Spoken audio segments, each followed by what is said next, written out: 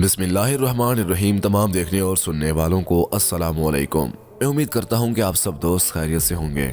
ناظرین، مجھ جیسی اس ناچیز کو رب نواز خان کہا جاتا ہے اور آپ دیکھ رہے ہیں Urdu storyteller YouTube channel.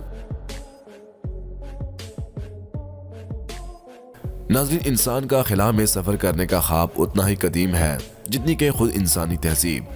اس سفر میں معاونت کرنے والے راکٹ کی تیاری کا آغاز 347 سے 428 قبل مسیح میں ہوا، جب ایک مصری فلسفی اور ماہر فلکیات آرکیتاس نے پہلی دفعہ ایک ایسی مشین تیار کی جسے ہوا میں اڑایا جا سکتا تھا۔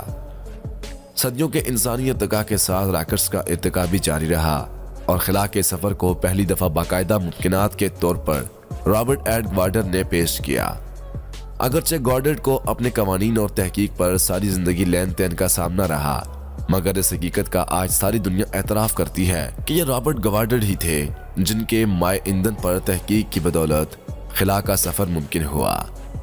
گوارڈر کی وفات کے اگلے 20 برس میں امریکہ اور روس میں راکٹس کی تیاری اور خلائی سفر پر بہت تیزی سے پیش رفت ہوئی۔ اگرچہ امریکہ تکنیکی لحاظ سے روس سے بہت آگے تھا، مگر ابتدا روس کی جانب سے سپوتنک خلائی پروگرام کی صورت میں ہوئی۔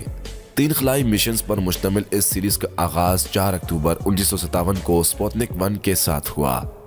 یہ مصنوعی سیارچہ یعنی کہ آرٹیفیشل سیٹلائٹ 940 کلومیٹر اپوجی اور 230 کلومیٹر پیریجی تک جا پہنچا۔ واضح ہے کہ اپوجی زمین سے خلا میں دور ترین مقام اور پیریجی نزدیک ترین مقام کو کہا جاتا ہے۔ اس کے ایک ماہ بعد سپوتنک 2 خلائی جہاز خلا میں بھیجا گیا، جو اپنی نوعیت کا انوکھا ترین مشن تھا۔ ناظرین، روس اور امریکہ پہلا انسان برادر خلائی مشن خلا میں بھیجنے اور ایک دوسرے سے سبقت لے جانے کے لیے ایڑی چوٹی کا زور لگا رہے تھے، مگر اس دور میں سائنسدان اور فزیشین لا علم تھے کہ خلا میں انسانی صحت پر کیسے مضر اثرات مرتب ہوں گے اور کیا خلاباز کی زندہ واپسی ممکن ہوگی۔ 3 نومبر 1957 کو ایک بڑا قدم اٹھاتے ہوئے روس نے سپوتنک 2 خلائی گاڑی کے ساتھ ایک کتے کو پہلی دفعہ زمین کے گرد مدار میں بھیجا، جس کا نام لائکا تھا۔ آئیے اس بہادر اور حیران کن جانور کے بارے میں جاننے کی کوشش کرتے ہیں جو انسانی خلائی سفر کے باب کا اہم کردار ہے۔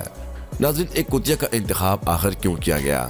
ناظرین، سپوتنک 2 ڈیزائن کرنے والے انجینئر کے مطابق مشن کو مناسب تحقیق کے بغیر سپوتنک 1 سے حاصل ہونے والی معلومات اور ڈیٹا کے ساتھ کافی جلدی میں لانچ کیا گیا تاکہ 7 نومبر 1957 کو روس کے عظیم باشعوق انقلاب کی 40ویں سالگرہ مشن کے کامیابی کے ساتھ دھوم دھام سے منائی جا سکے۔ اگرچہ لائکا خلا میں بھیجا جانے والا پہلا جانور نہیں تھی، اس سے پہلے 1 درجن سے زائد کتے خلا میں بھیجے گئے تھے، مگر ان کی پہنچ زمین کے مدار کے اندر سب آربیٹل تھی۔ ماہرین حیوانات نے بندر یا بلی کے انتخاب کا بھی مشورہ دیا تھا، مگر روسی سائنسدانوں نے ان پر کتوں کو ترجیح دی۔ ان کا خیال تھا کہ انہیں خلائی سفر کی تربیت بہتر انداز میں دی جا سکتی ہے۔ اس فیصلے کے بعد انجینئرز نے انتہائی تیزی کے ساتھ کام کرتے ہوئے سپوتنک 2 خلائی گاڑی میں زیادہ دباؤ والا ایک خاص خانہ یعنی کہ کمپارٹمنٹ تیار کیا۔ آخر لائکا کتے کا انتخاب کیسے ہوا؟ ناظرین، روسی خلائی ادارے کے ماہرین نے سپوتنک 2 کے لیے پالتو جانوروں کے بجائے سڑکوں پر آوارہ گردی کرتے کتوں کی تلاش شروع کی۔ ان کا خیال تھا کہ یہ جانور زیادہ طاقتور ہوتے ہیں اور سختیوں کو چھیلنے کے عادی ہو چکے ہوتے ہیں۔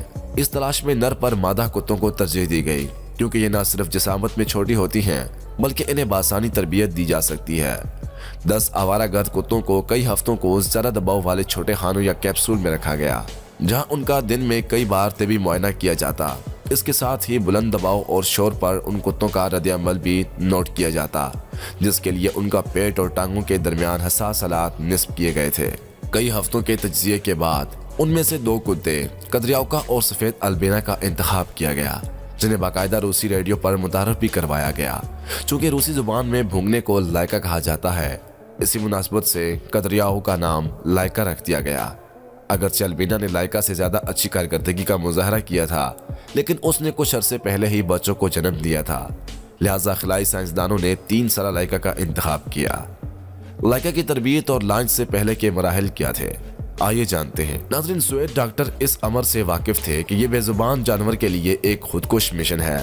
اگر لائکا مدار میں گردش کے دوران زندہ بچ بھی گئی تو واپسی کے سفر میں زمین کی فضا کی حرارت اسے جلا کر خاکسر کر دے گی، مگر رسک لینا مستقبل کی ضرورت تھی۔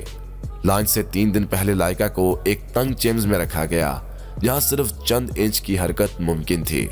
اسے ایک خصوصی تیار کردہ سپیس سوٹ پہنایا گیا جس میں سینسرز نصب تھے۔ इंटरनेशनल खलाई प्रोग्राम और स्पेस सूट्स की निगरान कैथरीन लेविस ने चंद सालों बाद बताया कि खलाई गाड़ी में लाइका के लिए खुराक इंतहाई कम रखी गई थी।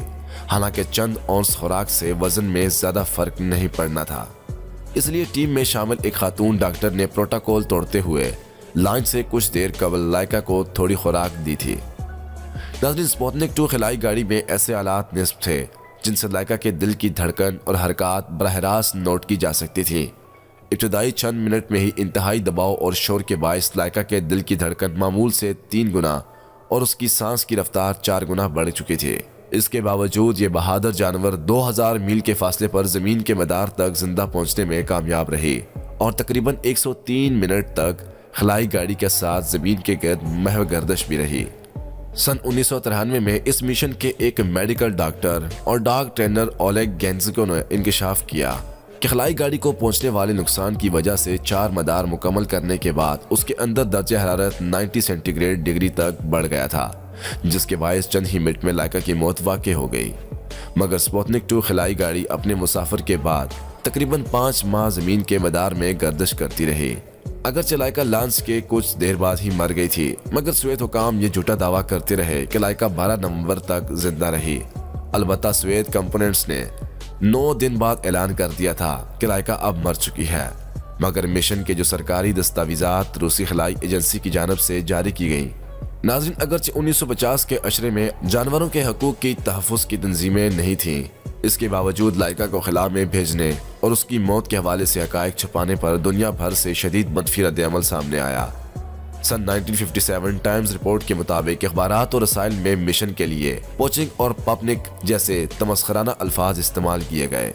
नाज़रीन ग्रामी, रूसी मिशन को इस हवाले से शदीद तनकीद का निशाना बनाया गया कि उन्होंने लाइका की बहिफाजत ज़मीन वापसी के लिए खातिर खा इंतजामात नहीं किए और मासूम जानवर के लिए ये एक खुदकुश मिशन था। Chicago, America, daily mirror, London ने इस पर तवील मुज़म्मती मज़ामीन शाये किए और उसी हुकाम पर दबाव डाला कि इन्हें स्पुतनिक 2 की कामयाबी का जश्न मनाने के बजाय लाइका की दर्दनाक मौत पर सोग मनाना चाहिए।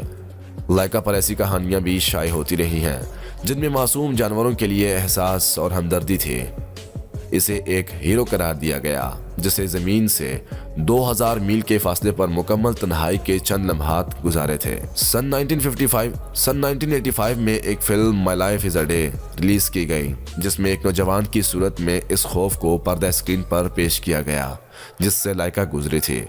अब तक मुतअद्दिद रॉक सिंगर्स अपने गानों को लाइका के नाम से मंसूब कर चुके हैं और मारूफ जापानी नावल निगार हारुकी मुराकामी, जेंटी वेंटरसन और विक्टर पेलिवोन ने भी अपनी किताबों में लाइका का जिक्र किया है। नाज़रीन, ये थी हमारी आज की वो इन्फॉर्मेटिव इन्फॉर्मेशन जिसे कई घंटों की मेहनत के बाद एक वीडियो का फॉर्म देकर आप लोगों के सामने पेश किया गया। हम उम्मीद करते हैं कि आपको आज की ये वीडियो पसंद आई होगी।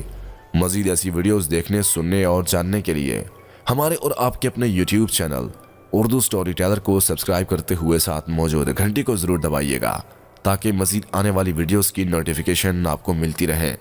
अल्लाह पाक आप सबका हामी व नासिर। वस्सलाम।